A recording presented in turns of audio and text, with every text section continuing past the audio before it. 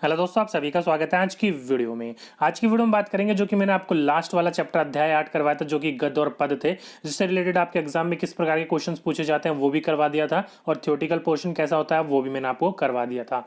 आज हम बात करेंगे नेक्स्ट चैप्टर अपने भाषा कौशल के बारे में, और इससे रिलेटेड आपके चैप्टर से रिलेटेड आपके पेपर में किस प्रकार के क्वेश्चन पूछे जाते हैं वो भी हम बात करेंगे इसके नेक्स्ट वीडियो में। ओके, तो इस वीडियो को आप एंड तक देखते रहेगा, आपको सारी इन्फॉर्मेशन मिल जाएगी। तो नमस्कार दोस्तों, मेरा नाम है दीपक, आप देख रहे हो DK Gupta online videos for government exam. चलिए शुरू करते हैं।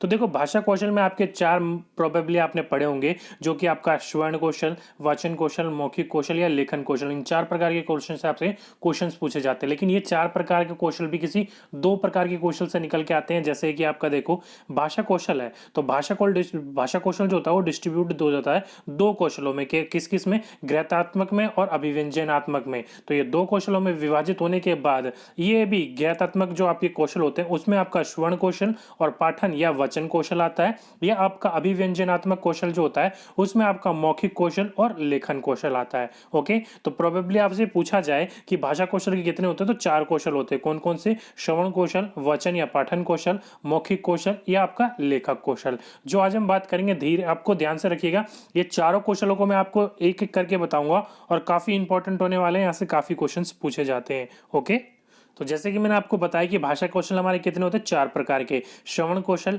पठन कौशल या आपका वचन कौशल, मौखिक कौशल और लास्ट में आपका लेखन कौशल। तो ये चार प्रकार के कौशल होते हैं आपके, जो कि अभी हम बात करेंगे। किसके बारे में बात करेंगे? पहला श्रवण कौशल के बारे में बात करेंगे। तो श्रवण कौशल क्या है? तो देखो, चार भाषीय कौशलों में श्रवण कौशल प्रमुख है। क्यों है? तो देखिए, ध्यान रखिएगा, अगर आपसे पूछा जाए कि चारों कौशल में सबसे प्रमुख कौशल कौन सा है, तो श्रवण कौशल है। क्योंकि श्रवण कौशल ही आपका एक ऐसा कौशल है जिसके अनुसार आप अपने विचारों को व्यक्त कर सकते हो और दूसरे के विचारों को समझ सकते हो। इसलिए आपका यहाँ पर क्या करा गया है कि आपका चारों कौशल में से जो आपका श्रवण यानी कि जो लिसनिंग होता है वो आपका सबसे इंपॉर्टेंट होता है। पहला क्वेश्चन आपका यहाँ से यही पुटअप हो जाएगा कि सबसे प्रमुख कौशल कौन सा है, तो ध्यान रखिएगा, श्रवण कौशल है।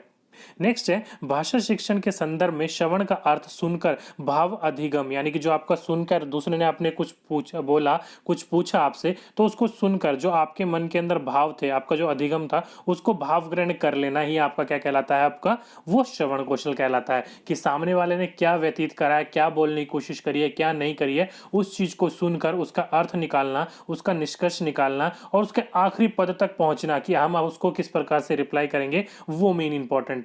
अगर आप सही तरीके से सुनोगे, सही अर्थ ग्रहण करोगे, तभी तो आप उसका सही तरीके से उसका रिप्लाई कर पाओगे। इसलिए इसका क्या कहा जाता है, श्रवण कौशल प्रमुख है भाव को समझने के लिए।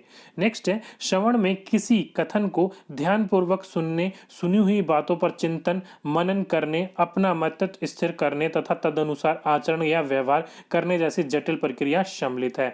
अब यहाँ पर देखो, समझने की क्या बात है, जैसे कि मैंने आपको बताया कि अगर आप किसी व्यक्ति के बोली गई बात को अच्छी तरीके से सुनते हो, सही तरीके से उसका अर्थ ग्रहण करते हो और फिर उसका रिप्लाई करते हो, तो उस चीज में आपका क्या क्या विकसित होगा, तो उस चीज में आपका ध्यानपूर्वक आपको पहले सुनना पड़ेगा, सुनी हुई बात पर चिंतन मनन करने पड़ेगी कि व्यक्ति बोलना क्या चाहता है या उसके बोलने के विचार में उसके भाव क्या है, और फिर अपने आप को स्थिर रखकर उसके तदनुसार आचरण को या व्यवहार जैसी जटिल प्रक्रिया को आप सम्मिलित करेंगे और फिर उस अनुसार आप अपने आप की रिप्लाई करोगे। ये नहीं कि उसने बोला नहीं है उससे पहले आपको क्या कर रहे हो, रिप्लाई कर रहे हो, या अगर उसने कुछ बोला नहीं है उससे बोलने से पहले आपने क्या करा कि हाँ मैं कर सकता हूं। आप पहले सुन तो लो वो बोल क्या रहा है, इसलिए ओके, तो इसलिए क्या कहा जाता है, सुनने की कौशल जो होती है वो सबसे इंपॉर्टेंट होती है और सबसे महत्वपूर्ण होती है।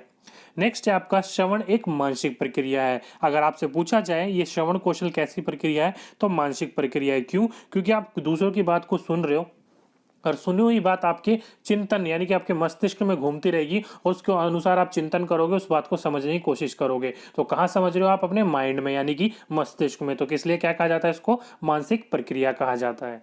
बच्चों की श्रवण योग्यता का विकास करने में परस्पर बातचीत स्वार्धनिक सहायक है। अब देखो, बच्चों की जो होती है उसमें जो श्रवण कौशल विकसित करने के लिए सबसे मेन इंपॉर्टेंट क्या होता है, आपसी बातचीत यानी कम्युनिकेशन, संप्रेषण। बच्चों को जितना से ज्यादा मौका दिया जाएगा एक दूसरे से वार्तालाप करने के, एक दूसरे से बात करने का, उससे क्या होगा, बच्चों की श्रवण कौशल का, योग्यताओं का विकास होगा। क्यों? क्योंकि बच्चे एक दूसरे की बात करेंगे तो वो उसकी बात सुनकर रिप्लाई करेगा और दूसरा बच्चा पहले की बात सुनकर रिप्लाई करेगा। तो आपसी बातचीत से सार्वजनिक सहायक होता है बच्चों के श्रवण कौशल को विकसित करने के लिए।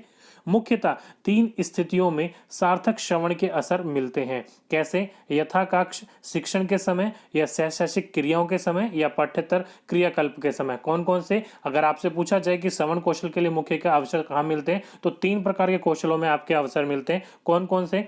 कक्षा शिक्षण के समय, सहशैक्षिक क्रियाओं के समय, या आपका पाठ्येतर या आपका जो सिलेबस होता है उसके क्रियाकल्प के समय। अब तीनों क्या है मैं आपको बता देता हूं। देखो, शिक्षण के समय यानी कि जब आपकी शिक्षण की जा रही है, उसके लिए आपका प्लानिंग बना जाएगा, आपसे बातचीत करी जाएगी, आपसे बात विवरण किया जाएगा, तो उस समय आपसे बातचीत करी जा रही है तो क्या होगा, श्रवण कौशल आप सुनोगे। दूसरा, सहशैक्षिक प्रक्रिया या क्रियाएं। अब सहशैक्षिक क्रियाएं क्या है? पहला चैप्टर करिकुलम पेडागोजी में करवाया था, जब मैंने आपको बताया था स्कूल के किताबों से अनुसार दूसरी जो चीजें कराई जाती हैं, यानी कि उनको छोड़कर, चाहे आपकी योगा हो, खेल हो, पीटी हो, ये सारी की सारी सहशिक्षक क्रियाएं होती है। अगर आप कोई खेल खेलते हो तो आपस का कम्युनिकेशन स्किल काफी अच्छा होना चाहिए, एक दूसरे से सही संपर्क में रहते हुए अपनी बातों को व्यक्त करते हुए खेल खेलते हो, तो वहां पर आपको मौका मिलता है। और लास्ट में जो आपके प्रश्नोत्तर से रिलेटेड आपके क्रियाकल्प होते हैं, जैसे कि भ्रमण पे ले जाया जाता है, पिकनिक पे ले जाया जाता है, किसी हिस्टोरिकल आपकी जगह पर ले जाया जाता है, प्लेस पर ले जाया जाता है, तो वहां पर क्रियाकल्प के समय भी आपका यहाँ पर ये मदद करता है। तो ध्यान रखिएगा, 3 चीजें आपकी प्रमुख है जो कि आपके श्रवण कौशल को अवसर देते हैं अच्छा सा अच्छा विकास करने के लिए।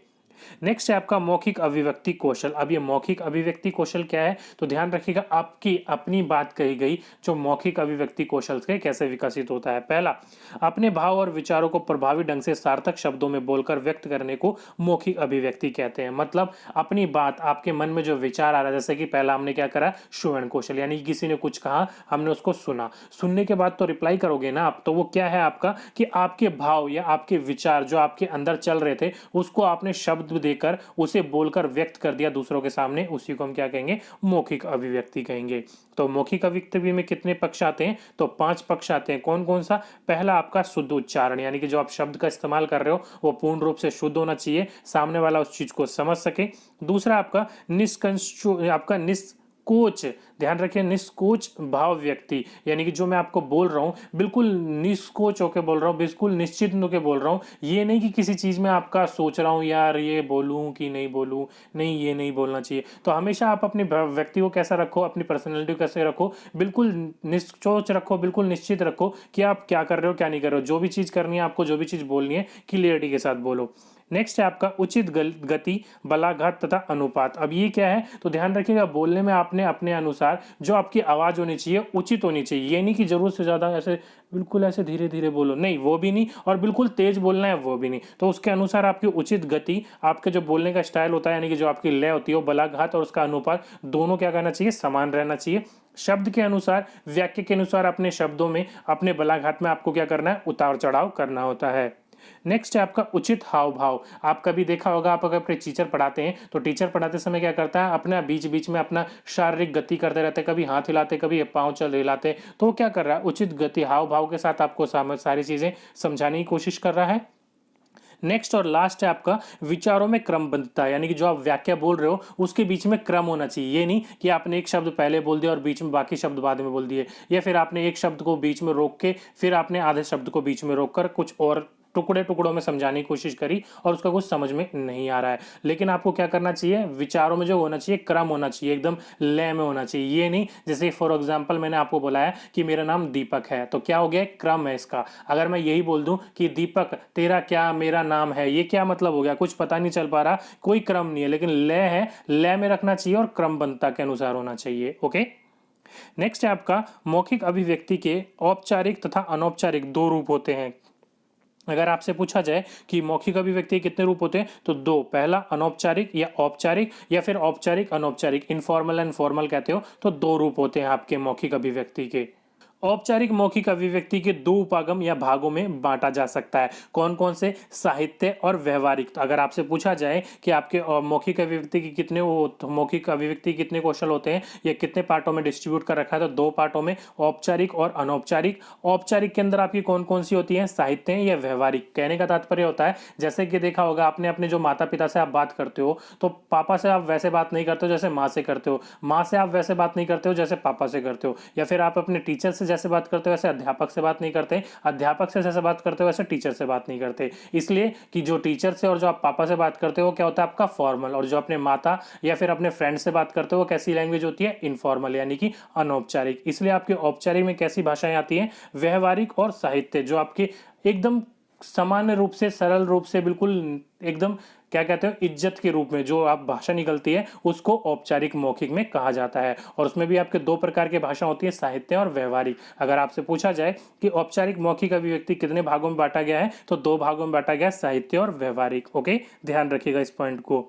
नेक्स्ट है आपका परस्पर बातचीत या वार्तालाप सुनने और बोलने के कौशल के विकास में सहायक है। मतलब जो आप आपस में बातचीत करते हो, कम्युनिकेशन करते हो, आप अपने बीच में जो बात कर रहे हो वो क्या है? आपका वार्तालाप सुनने और बोलने दोनों कौशल का विकास करने में आपका सहायक करता है। क्यों? क्योंकि आप सामने वाले की बात सुन रहे हो और अपनी बातों को सामने वाले को बता रहे हो, इसलिए आपको सुनने और बोलने के दोनों में आपका क्या कर रहा है? वो मदद कर रहा है। ओके, तो आज की वीडियो में बस दोस्तों यही दो कौशल आपको पढ़ाने थे, श्रवण कौशल और मौखिक कौशल। बाकी दो कौशल बच गए, वो आपके नेक्स्ट वीडियो में आपको करवा दूंगा। नेक्स्ट वीडियो में हमारा ये चैप्टर खत्म हो जाएगा, फिर इसके इंपॉर्टेंट क्वेश्चंस के बारे में बात करेंगे। तो दोस्तों आज की वीडियो में बस इतना ही। अगर आपको वीडियो अच्छी लगी हो तो नीचे जाकर वीडियो को लाइक करना ना भूलिएगा। अगर आपके मन में वीडियो के रिलेटेड कोई भी डाउट हो, कोई भी क्वेरी हो, तो नीचे कमेंट बॉक्स में कमेंट कीजिएगा, मैं आपका रिप्लाई जरूर करूंगा। अगर आपने चैनल को अब तक सब्सक्राइब नहीं करा है तो जल्दी से सब्सक्राइब कर लीजिए और उसके साथ में जो बेल आइकन होगा उसको भी दबा दीजिएगा, ताकि आने वाली वीडियोस का नोटिफिकेशन आपको टाइम टू टाइम मिलती रहे। तो आज के वीडियो में बस इतना ही। आपसे फिर मुलाकात होगी नेक्स्ट वीडियो में। जब तक के लिए जय हिंद,